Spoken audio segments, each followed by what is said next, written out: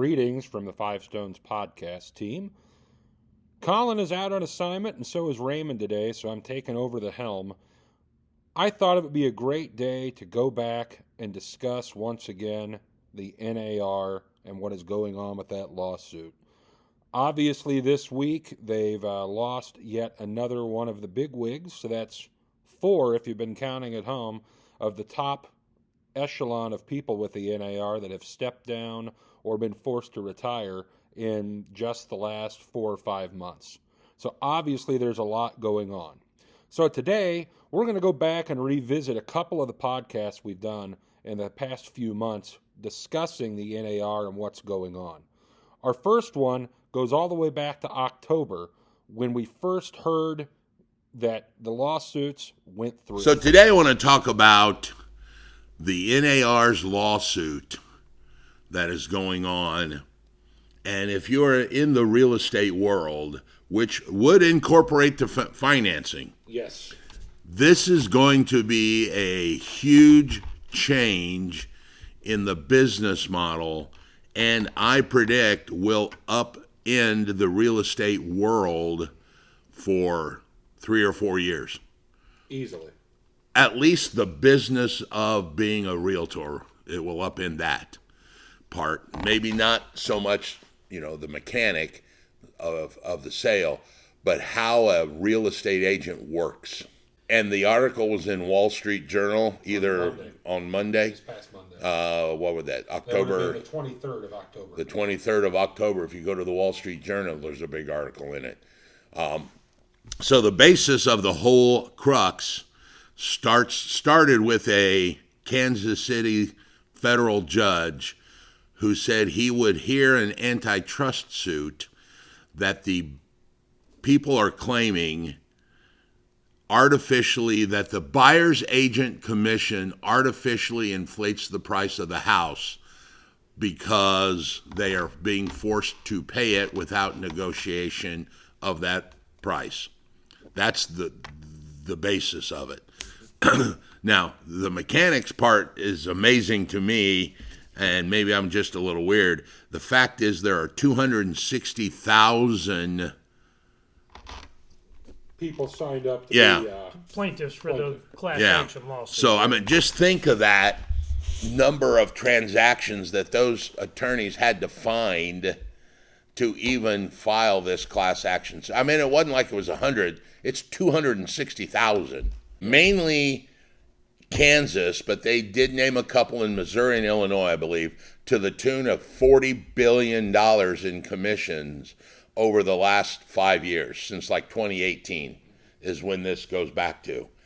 So Anywhere Realty, which used to be Reology, which used to be Cendant, which owned Century 21, Caldwell Banker, Better Homes and Gardens. They were one of the people. Keller Williams was one, Remax was one, and then there was a fourth one I didn't recognize.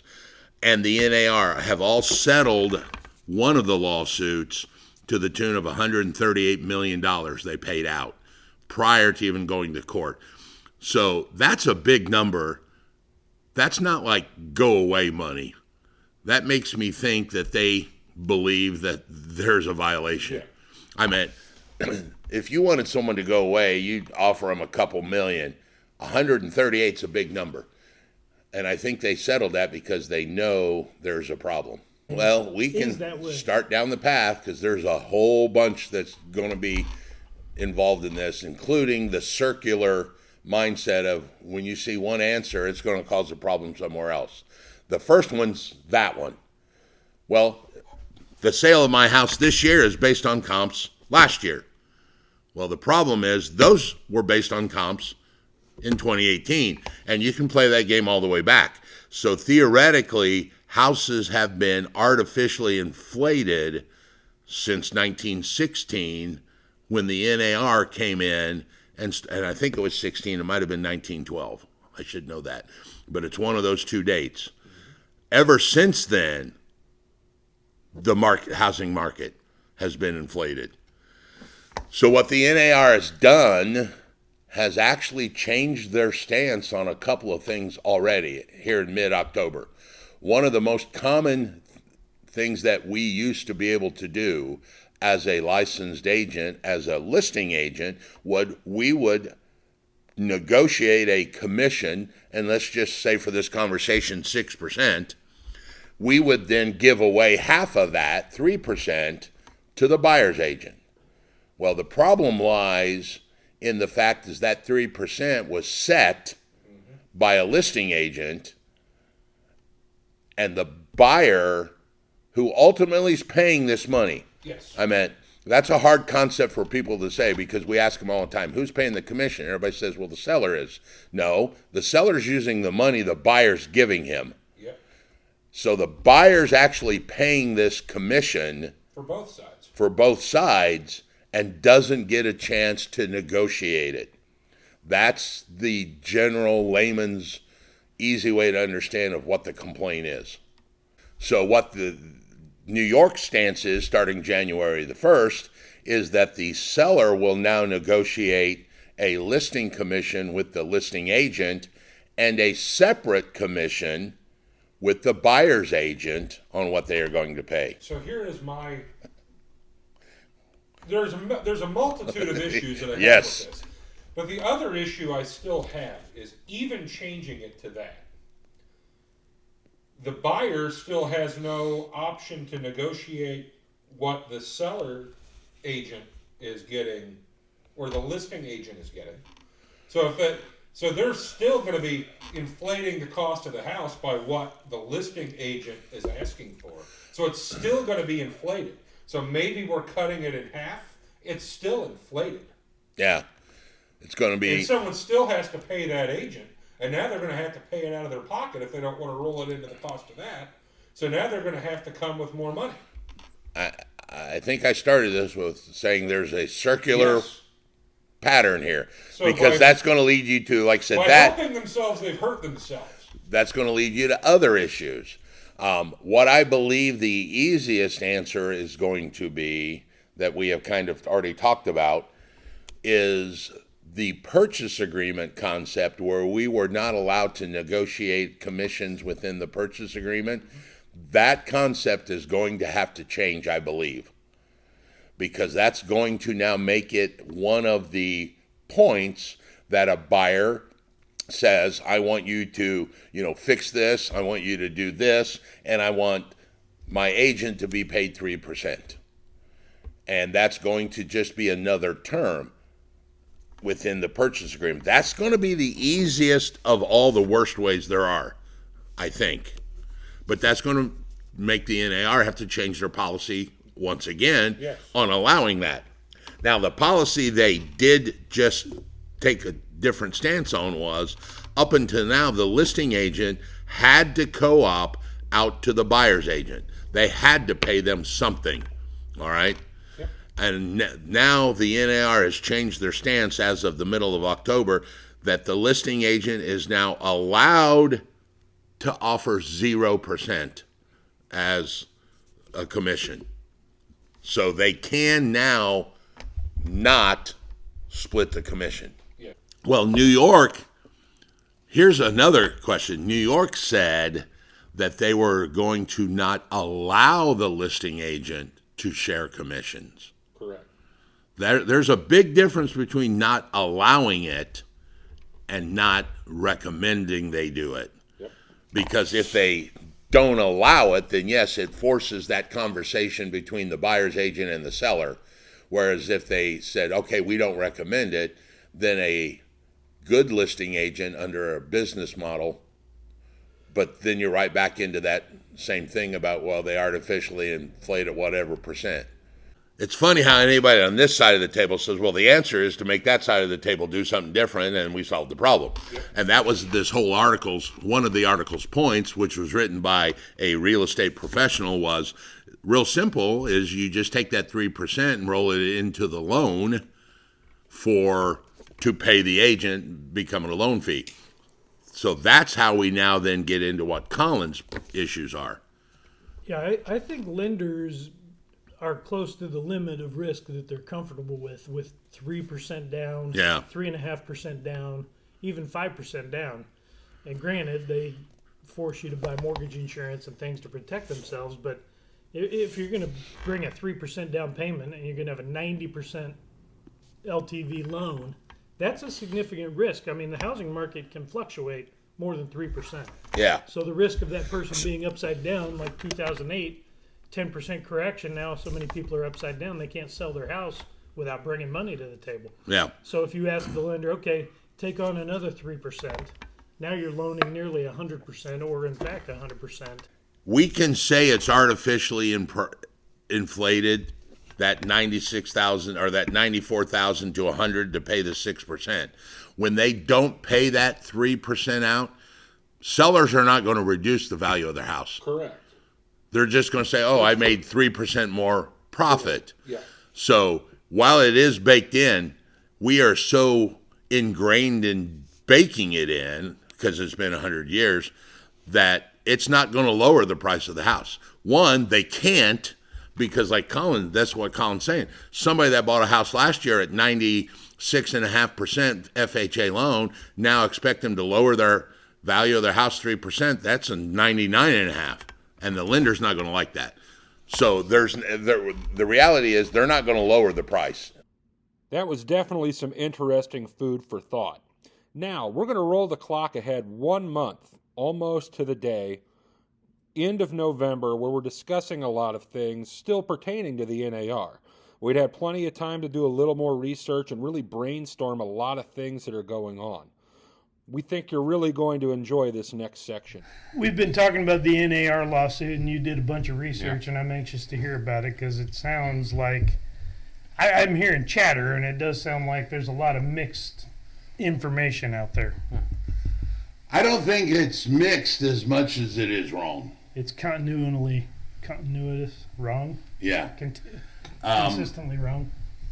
This is one of those things that I was telling you guys earlier, that I feel like I'm swimming upstream and everybody else is going by me the other direction, to the point where I'm actually concerned that I was wrong. And as it turns out, I'm not. But it appears to be that many other people are giving false information out about what actually the NAR is accused of. And I think then other people are spreading that and parroting what they heard without doing their own research. So let me caveat this whole thing by saying what you need to do is go out and study for yourself rather than listen to anybody, including me, all right, including this podcast. If you think I'm wrong, that's great. Go out and do your own research and either A, prove me wrong, or B, confirm it. But the good thing is you're doing your own research. So the big misconception that I keep hearing everybody talk about is why the NAR lost the lawsuit to the DOJ, because they're saying, well, the commission's variable. It can be negotiated. Yeah. But that's not what they're talking about. They're talking about the buyer's portion of the commission, which is not negotiated. Every agent knows, has been taught, has brought up in this industry that they must give away a portion to the buyer's side. They unilaterally, they being the listing agents, unilaterally make that number up and that decision and add it to their own fee. Now, so basically all agents say, I list for 6% and give 3 away. Really what they're saying is, I will charge you 3%, and I have decided that you, Mr. Seller, are going to pay the buyer 3%. That's the problem. So the person that's getting that 3% never had a chance to negotiate. Correct.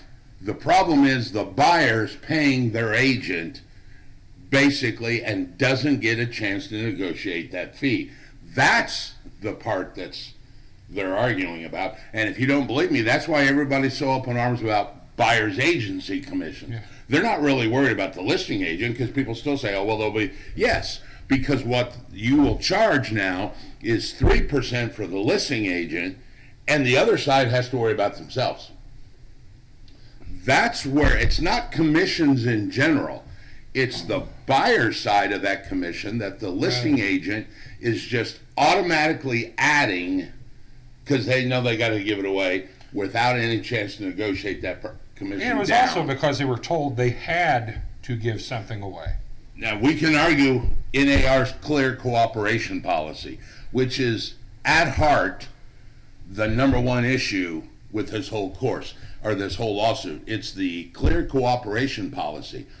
There was never a disclosure, even though we say on our listing that we're giving away 3%. There's never a disclosure to the buyer side that they could negotiate that. That's the first clear cooperation. The second was a tie-in agreement because we refused to allow our lockbox system to be used by anybody other than an NAR member. Same with the MLS access.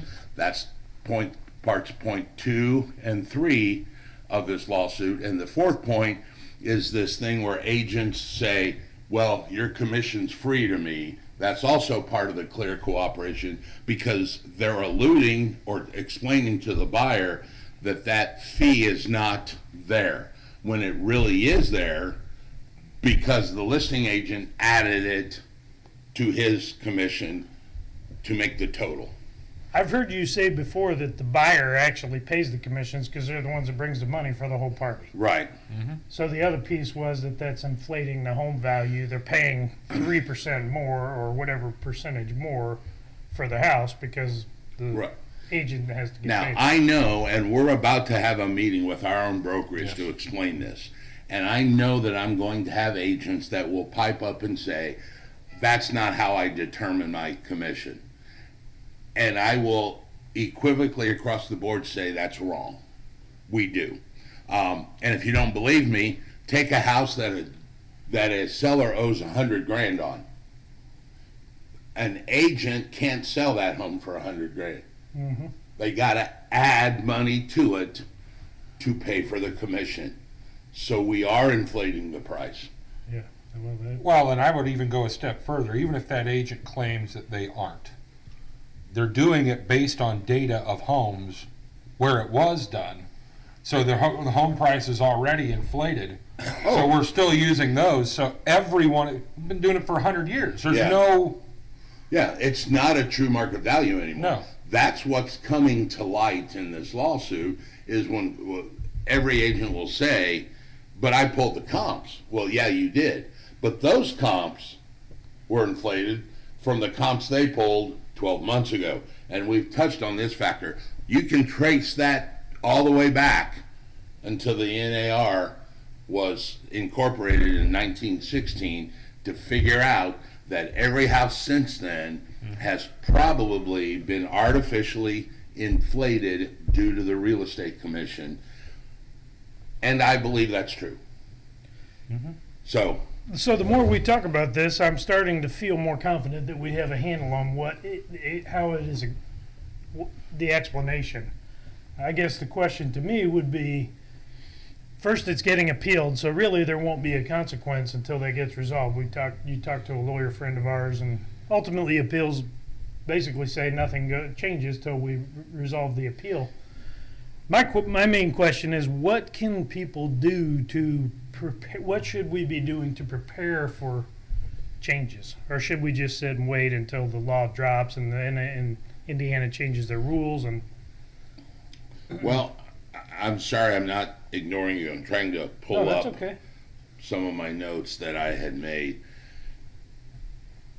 I think that any agent would be derelict right now if they are not at least contemplating some change. You know, there's going to be some change. I do think the biggest one, and we've had the tool in the toolbox for years and no one has used it, it's going to be the buyer's agency agreement with that client. Whether you are, it demystifies some things, it gets them on record as understanding what is going on and everything else. Now, does that mean that the agent is going to explain it properly before they sign it? That's where we're going to have to do more education, and people need to take their time to understand what it is they're telling their client. But that's going to be step one. and people are not used to doing it. They don't like that because it's difficult to say, hey, Bill, Sue, I need you to sign this because I have to get paid, and if they don't pay me, you do. So, And that's a challenge. here are the people that were named. We all have heard about the Big Four. Yep. Anywhere, Yep. Berkshire Hathaway, Keller Williams, Remax, and the NAR. But also the Bright MLS, which is Baltimore, Maryland, Philadelphia, Pennsylvania, Richmond, Virginia, Washington, D.C. The Florida Regional MLS, Tampa, Orlando, and Sarasota. The 5 Midwest MLSs, Cleveland, Ohio, Columbus, Detroit, Milwaukee, Wisconsin, Minneapolis, and Minnesota. The 6 in the Southwest, Austin, Dallas, and Houston in Texas. The Las Vegas, Phoenix, San Antonio. The 3 in the Mountain, which is Colorado, Denver, and Salt Lake City. And 4 in the Southeast, Fort Myers, Florida, Miami, Charlotte, and Raleigh, North Carolina. All Now, boards. those were the boards. Okay. There has been copycat lawsuits. I spoke with our attorney today. One of the things that he told me, which is shocking to me, that during the time frame of an appeal, that whatever general statement, whatever the egregious act is not in question during the time of the appeal. So theoretically, that could mean status quo until this appeal ends. All right? However, when it ends and the appeal happens and the verdict comes down, if we're not thinking now about what would change, like I said, I think we're being derelict. I think we need to start thinking about in advance so that we don't get caught with our pants around our ankles thinking we're all high and mighty and going to win, and the judge rules that the appeal is not good, and tomorrow we have to switch. Yep. We've been gifted an opportunity to start working on something and moving towards it without having to do it immediately. Yes. What that change is, Not sure yet. not sure. There's 4 or 5. I've got 4 or 5 scenarios, I think, and we've talked about them before. Yeah. I've tried to have conversations with other agents, and they all, one, don't understand the lawsuit, so they're all certain the NAR is going to win because commissions have been variable for years. And I'm like, and back to our first part of the conversation. They'll still be variable. They're still variable. You just won't be paying the buyer side. It's NAR Stockholm Syndrome. Yeah. So it is gonna force into the conversation at the beginning the buyer paying a commission to the agents, Yes. which for many is going to be different or a little awkward because no longer can they say, well, the sellers pay me, you don't have to worry But about they it. shouldn't have ever been saying that to begin with because the reality is the buyer has always been paying it. Now, ironically, I watched one video of a mortgage loan originator who gave his take on this. Yeah. My first thought was, why is he talking? He has no dog in the hunt. Yeah. And I think he was covertly or inherently wrong about his comments, but he made a comment that several years ago the MLOs started disclosing that they were how they got paid, and it actually increased the number of brokerages, mortgage brokerages, to a record level. Yeah. But my thought is on that, correct me if I'm wrong, still not paid by the client, Yeah. paid by the lender. Yeah. So his example was not the same. So here's the other thing that I think a lot of, and I'm going to use the word ignorant because ignorant is not stupid. Ignorant is somebody that's uneducated. it's not an insult. Correct. So there are a lot of agents, I think, once again, that are parroting what other people say without really thinking about it. So the common thing an agent has been telling me is, well, they just won't use a buyer's agent. They'll just go use the listing agent. All right? The problem with that is the listing agent who has already negotiated his 3% commission from the seller is either A, going to have to go back to the buyer and ask for more because they're now doing limited agency, Or they're just not going to take that client. They're going to say, no, I don't want to represent you. If you can't afford your own, I don't want to represent you, because now I'm taking on the burden of limited agency, which increases my exposure to a lawsuit without getting compensated because I've already negotiated my listing side, or I got to go back to my guy. Or on top of the fact that, while that may be legal in Indiana, it's not legal everywhere. Yeah. And if the seller actually does compensate the listing agent to represent the buyer, why wouldn't he have done it with the buyer in the first place? Well, I wouldn't pay my own agent to pay more to negotiate on behalf of somebody buying my house against me. So there's another point that a lot of agents I hear saying that, because I think they just haven't really thought it through yet, or they've been listening to someone else. So what is actually going to happen is, if that buyer doesn't pay for their own, they actually will not be represented, because the listing agent's going to go, no, I don't want to represent you. And I also think, it's going to come back to two words that a lot of real estate agents don't like to hear. Hell no. Flat fee. Oh. Flat fee. We're going to see a lot of that representing buyers. Crap hits the fan during the transaction. Well, yeah, it's a bigger deal. Because Lindsay on my team just went through one that had 5 issues Okay, pop up. so here's the next question to that. When the crap hits the fan, who would you rather have on your side?